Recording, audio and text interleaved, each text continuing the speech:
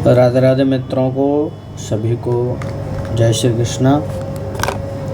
द्वितीय कक्षा में स्वागत है आपका। कल हमने जो पिछली कक्षा थी उसमें आदरन्त्येन संहिता इस सूत्र तक हमने अध्ययन किया था। आदरन्त्येन संहिता सूत्र प्रत्याहारों को बनाता है। व्याकरण की सिद्धि के लिए हमें प्रत्याहार बनाने पड़ते हैं, तो उसके लिए ये बहुत सूत्र जो है बहुत इम्पोर्टेंट है। तो बिना प्रत्याहार बनाए कोई भी कार्य होता नहीं है। प्रत्याहार बनाने का तात्पर्य था कि किसी भी वर्णों के समूह को अगर बताना है व्याकरण शास्त्र में तो वो प्रत्याहारों के द्वारा बनाया जाता है। जैसे कि मान लो अंग्रेजी के द्वारा हम समझें कि कोई शब्द है, मान लो डॉक्टर, ठीक है, डॉक्टर, ठीक है। अब इसको हर जगह डॉक्टर नहीं लिख सकते पूरे शब्द को, तो क्या करेंगे, DR लिख देते हैं। डॉक्टर फलाना, कोई भी लिख लो, डॉक्टर महेश, कुछ भी लिख सकते हैं। तो ये क्या हो गया, डॉक्टर की शॉर्ट फॉर्म हो गई, तो इससे हम समझ लेते हैं कि ये डॉक्टर है। तो ऐसे ही व्याकरण में ये ईसा से 700 वर्ष पूर्व ये सिद्धांत दिया किसने, पाणिनि ने। वैसे तो पूर्व में ही था, परंतु फिर उन्होंने इसको प्रत्याहार बना के सिद्ध किया। तो इसमें क्या बताया कि जैसे अभी हम देखें इन 14 सूत्रों में ही प्रत्याहार बना के देखते हैं कि देखिए जैसे आ, आई, उण है और रिल रिक है। तो जैसे हम कोई प्रत्याहार बनावें तो अक प्रत्याहार बनाना है हमको। यदि अक प्रत्याहार है तो यदि हमें अक कहना है तो अक से हमको कई वर्णों को जैसे उच्चारण करना है, जैसे अ, ई, उ और री और रिक। ये 5 वर्णों को हमें एक साथ में बोलना है। तो हम क्या करेंगे कि आ, ई, उ, री, री ऐसा नहीं बोल करके हम बोल देंगे सीधा अक, ठीक है। तो अक से क्या होगा कि जो अक के मध्यवर्ती जो भी वर्ण हैं वो आ जाएंगे। जैसे मध्यवर्ती हो गए ई, उ और री और री, और स्वस्य च संज्ञा स्यात्। जो आदि वर्ण है वो अपनी भी संज्ञा कराएगा और मध्य वर्णों की भी संज्ञा कराएगा। तो ये अक प्रत्याहार बन गया। इसी प्रकार से हम अन्य और प्रत्याहार बना सकते हैं, और आप भी ट्राई करिएगा अपने अपने घर। आप सभी लोग प्रत्याहारों को बनाने का ट्राई करें। जैसे अक से अक बन गया, एंग बन गया, एंग बन गया, एंग भी बनता है, एच भी बनता है, हल भी बनता है, हा हो गया, और ये लास्ट कल्ला हो गया। और बहुत सारे और प्रत्याहार बनते हैं, जैसे अश बनेगा, हाँ, और आय, अर, झस प्रत्याहार बनेगा, जस भी बनेगा, घड़। इस प्रकार से बहुत अनेक बनते हैं। इसमें प्रत्याहारों की संख्या भी दी गई है, जैसा कि आप देख सकते हैं। ये सारे प्रत्याहार हैं, अक, अच, अट, अण, अण, अम, अल, अश, इक, इच, इण, उक, एंग, एच, ऐच, खय, खर, गम, चय, चर, छव। इस प्रकार से टोटल 42 जो है हमारे प्रत्याहार बन करके तैयार हो जाते हैं। तो हमने प्रत्याहार बनाना सीखा। प्रत्याहार आप अभ्यास करेंगे तो और आपको अच्छा लगेगा, आप बनाइएगा। अब चलते हैं हम आगे अपने प्रसंग में। तो प्रसंग में हमारा अब जो सूत्र आने वाला है वो बहुत अच्छा सूत्र है मित्रों। ये भी काल का बोधक है कि अब यहाँ पर हम भेद बताएंगे। अभी तक आपने अ, ई, उ, री, री ये वर्णों को पढ़ा 14 सूत्रों में। अब ये बता रहे हैं कि ये इन 14 सूत्रों में जो वर्ण हैं इनमें सबसे पहले अच यानी कि अच प्रत्याहार जैसे हम बनाएं, तो आप बताइए अच में कौन से वर्ण आएंगे। और अच क्या है, अच वास्तविकता में स्वरों को कहते हैं। स्वर वर्णों का एक वर्गीकरण कर दिया गया। अ, ई, उ, री, री, आप देखिएगा सूत्रों में री, री, ए, ओ और ऐ, औ। इसके बाद चा है, तो यहाँ से हम अच ले लेंगे। कह रहा है कि यहाँ पे अचों के भेदों के बारे में बताया। अभी तक आप कोई भी भाषा पढ़ते होंगे, हिंदी पढ़ते होंगे, चाहे कुछ भी पढ़ते होंगे, तो वहाँ एक भेद एक ही रहेगा या फिर 2 रहेंगे या 3 रहेंगे, बस ज़्यादा कुछ नहीं है। लेकिन यहाँ पर क्या है कि अचों के भेद बताए हैं। तब अब उन अचों के भेद को हम किस प्रकार से वर्गीकरण कर सकते हैं बोलने के हिसाब से, उनके कितनी देर तक वो बोला जाएगा और कैसे कैसे हम बोल सकते हैं उनको, तो उसी को दर्शाता है ये हमारा अगला सूत्र। तो बहुत ही डीपली आपको इसमें समझाया जाएगा कि जो आ है, ई है, ऊ है, री है, री है, ए हो, ए, आई, औ, ये सब जो हैं ये कितने कितने प्रकार के होते हैं, इनके भेद बताए गए हैं, इनका उच्चारण किस प्रकार से होता है, व्याकरण में कैसे कैसे इनका उपयोग होता है, वो सभी हम इस सूत्र से जान पाएंगे। और बहुत ही इम्पोर्टेंट है, और इसको जो छंद पढ़ते हैं, जो साहित्य पढ़ते हैं, उनके लिए भी बड़ा ही लाभदायक सूत्र है। क्यों? क्योंकि बेस यही है। आइए अब जानते हैं कि क्या बोल रहे हैं कि भैया ऊकालो ह्रस्व दीर्घ प्लुतः। तो इसमें कितने पद हो गए? ऊकाल, अच, ह्रस्व, दीर्घ, प्लुत, 5 पद हैं।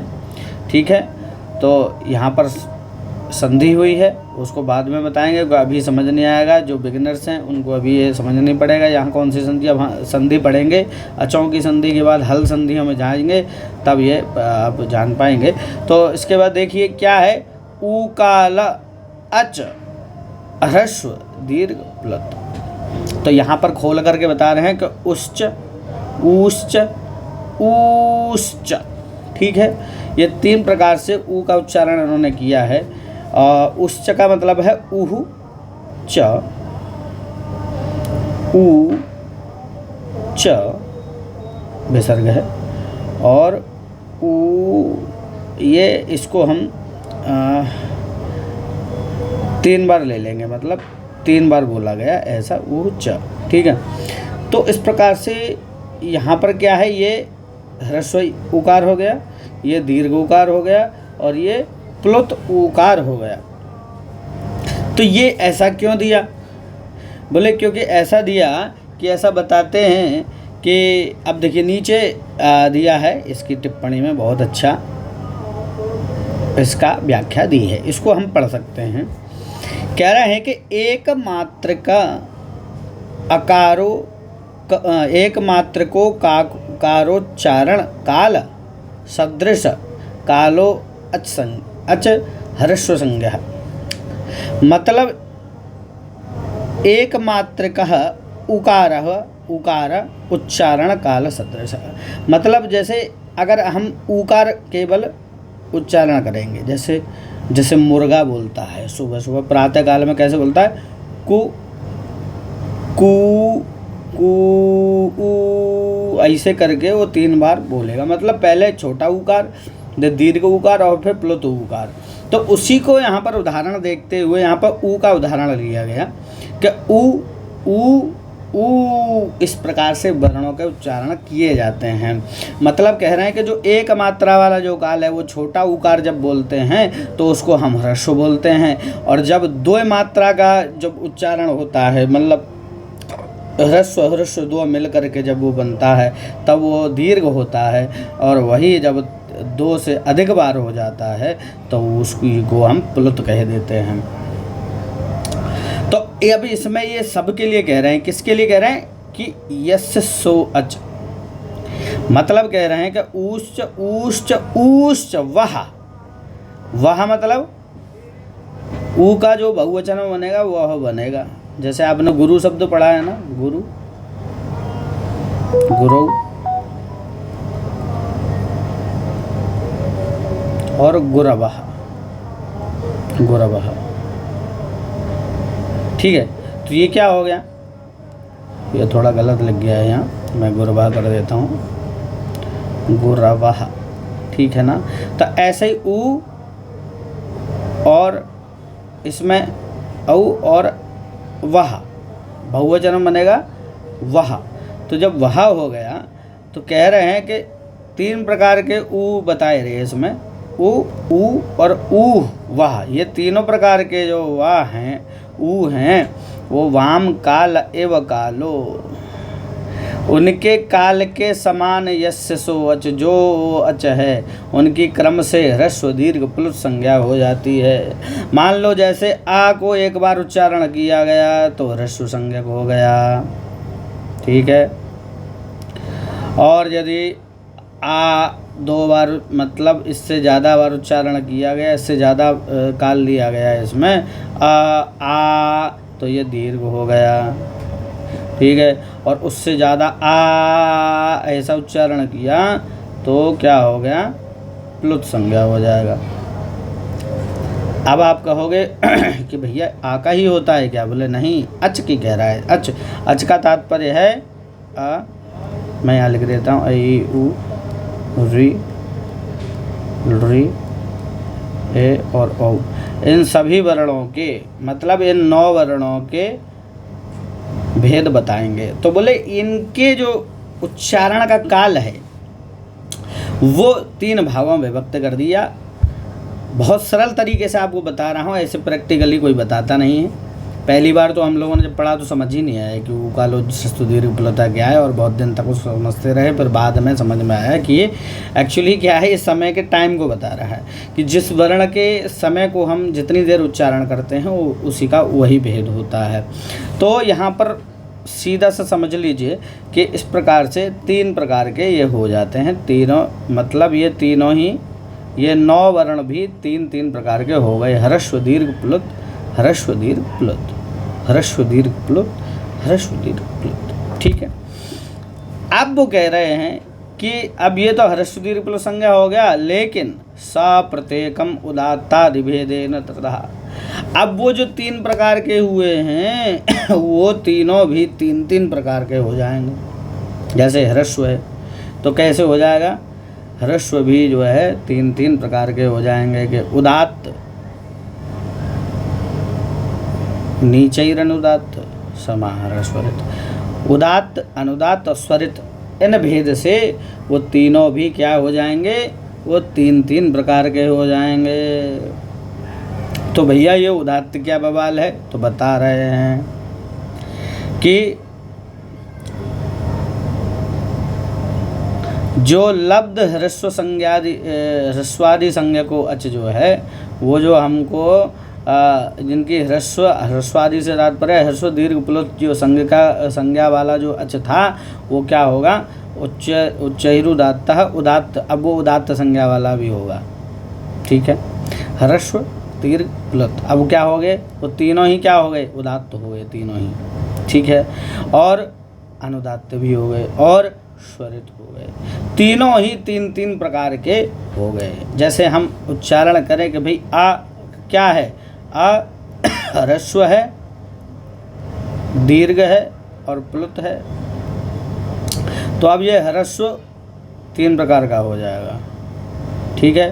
ह्रस्व 3 प्रकार का, दीर्घ भी 3 प्रकार का और प्लुत भी 3 प्रकार का यहाँ पर हो जाएगा। वो कौन सा है, उदात्त, अनुदात्त और स्वरित। इसको हम आगे और विस्तार से समझाएंगे लिख करके, इससे और समझ में आएगा। पर पहले समझ लेते हैं कि ये उदात्त क्या है। तो कह रहे हैं तालवादी स्थानेषु ऊर्ध्वभागे निष्पन्नो अनुदात्त, कि भैया तालवादी स्थानों में जो ऊर्ध्व भाग से जो निष्पन्न होवे वही उदात्त है, ठीक है। तालवादी स्थान क्या हैं, वो तालवादी स्थान आगे आएंगे। वर्णों के उच्चारण स्थान को ही तालवादी स्थान कहते हैं। तालु एक विशेष स्थान होता है ऊपर, जिसको कि हम वर्णों का उच्चारण स्थान बताते हैं। तो उन जैसे कंठ हो गया, तालु हो गया, मूर्धा हो गया, दंत हो गया, ओष्ठ हो गया, ये सभी जितने भी स्थान हैं इनमें कह रहे हैं कि तालवादिषु स्थानेषु ऊर्ध्वभागेषु निष्पन्नो उदात्त है, कि तालवादी स्थानों के ऊपर के भाग से जो मुख के ऊपर के भाग से जिन वर्णों का उच्चारण होए वही क्या है, अनुदात्त हैं। और नीचे ही अनुदात्त है, उच्च ही नीचे ही। और तालवादी स्थानों के अधोभाग से जो उत्पन्न होए वही अनुदात्त है भैया। अच्छा, फिर कह रहे स्वरित क्या है, बोले समाहारः स्वरितः उदात्तत्वाद अनुदात्तयोरेकत्र समाहारो यत्र सोच स्वरितः। उदात्त और अनुदात्त जो है एक हो जाए दोनों, मतलब बीच में से जो मध्य भाग से उत्पन्न होता है वही क्या है, अच स्वरित कहलाता है। हाँ, अब वो जो कह रहे हैं कि अब ये जो 3 प्रकार के स लब्धोदात्त आदि संज्ञक। अब वो सब क्या है, उदात्त आदि संज्ञक हो गए। जो 9 अक्ष थे वो क्या हो गए अब 3 प्रकार के होने से कह रहे हैं सा नवविधोपि। अब वो 9 प्रकार का हो गया, एक ही क्या हो गया 9 प्रकार का हो गया। हाँ, वो क्या होगा, वो नवविधोपि प्रत्येकम अनुनासिकत्वाभ्याम दुविधा। मतलब जो है वो 9 प्रकार के भी प्रत्येक भी अनुनासिक और अननुनासिक भेद से 2-2 प्रकार के हो जाएंगे। बोले भैया अच्छा, तो भैया वो अनुनासिक क्या है? बोले कह रहे हैं मुखनासिका वचनो अनुनासिका।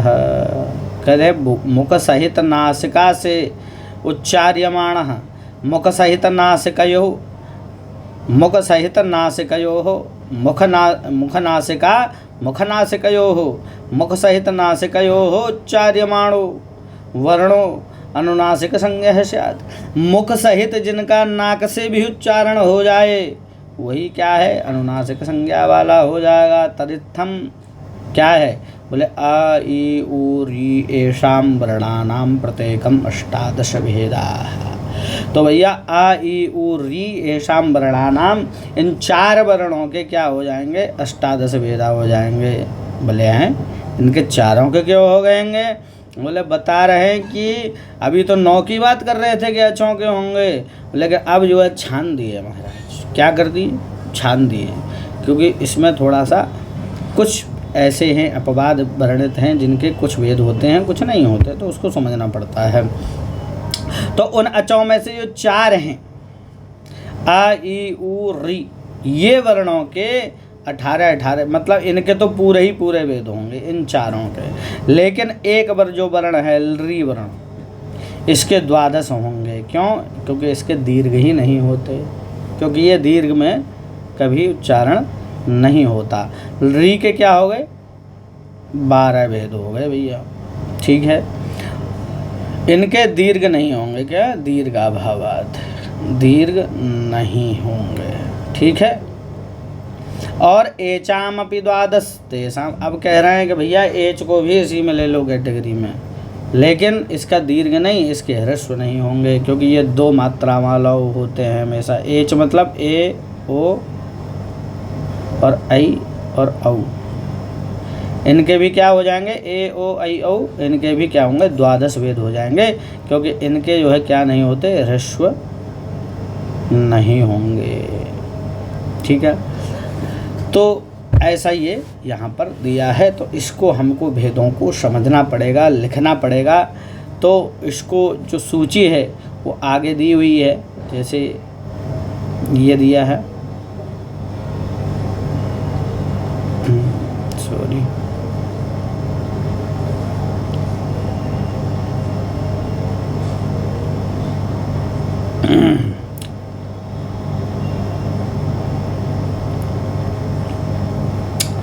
तो हमने समझा कि वर्णों के जो ह्रस्व दीर्घ प्लुत जो भेद है वो भी 3 प्रकार के होते हैं, उदात्त अनुदात्त और स्वरित। और वो उदात्त अनुदात्त स्वरित भी 2 प्रकार के हो जाते हैं, जो कि अनुनासिक और अननुनासिक भेद से 2 प्रकार के और हो जाते हैं। वो 9 भी 2 प्रकार के हो जाते हैं। इस प्रकार से एक वर्ण के 18 भेद हो गए। जैसे कि हमारा आ है तो ये 18 प्रकार का होगा, ई है ये भी 18 प्रकार का होगा, ऊ है ये भी 18 है, और री है ये भी 18 प्रकार का हो जाएगा। री जो है वो 12, और ए ओ आई औ ये जो हैं 12 प्रकार के, है ना। तो इनके दीर्घ नहीं होंगे, इनके ह्रस्व नहीं होंगे, ठीक है। तो इस प्रकार से ये भेद से कितने हो गए हमारे 18 प्रकार के हो गए, और ये 12 प्रकार के हो गए। 5 वर्ण 12, और हमारे जो 4 वर्ण हैं वो 18 प्रकार के हो जाते हैं। हिंदी वर्णमाला में क्या बोलेंगे, छोटे आ से अनार और बड़े आ से आम, तीसरा उपलब्धि नहीं, ठीक है ना। तो लेकिन संस्कृत व्याकरण में बहुत सारे भेद हैं, उनको लिख के भी बताएंगे और उनको प्रयोग करके भी बताएंगे कि इसमें कैसे होता है। आपने वेद में देखा होगा कि वेद के ऊपर नीचे निशान लगा रहता है, ऐसे जैसे नीचे अनुदात लिखा है तो ताकि नीचे आपको एक डंडा मिलेगा, ऊपर मिलेगा, है ना, किसी के ऊपर मिलेगा नहीं।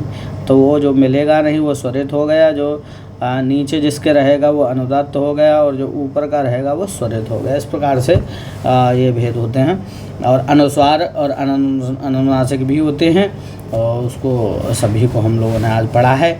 तो मैं उम्मीद करता हूँ आपको समझ में आया होगा ये जो हमारा प्रसंग है। और इसके आगे वाला जो प्रसंग आने वाला है वो बहुत ही महत्वपूर्ण है, क्योंकि उसमें अब हम लोग अभी तो भेद जाने, अब उसके बाद में हम लोग जानेंगे कि उनके उच्चारण स्थान क्या क्या हैं।